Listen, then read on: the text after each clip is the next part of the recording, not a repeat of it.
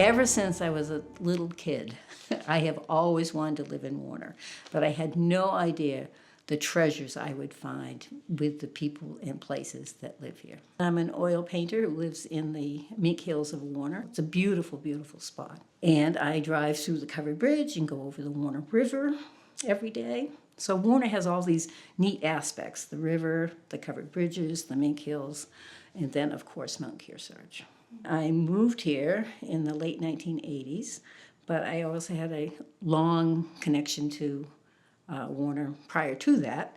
My great-grandmother came up in the early 1900s, and that led to my grandparents purchasing a farm up in the Mink Hills.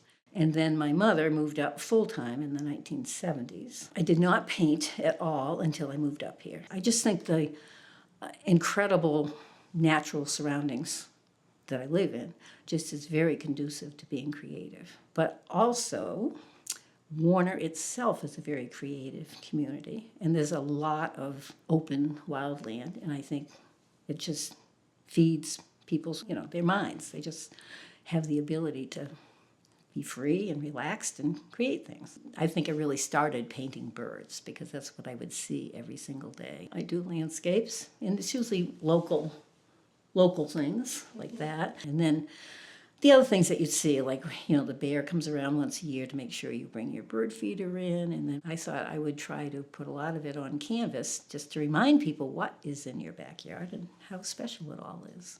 We are so fortunate because we have the Historical Society, and then Bookends has a gallery that displays all local art. And they do the art shows, and they have the spring and fall and the Warner Fall Foliage Festival. So as an artist or a creative person, how better can it get?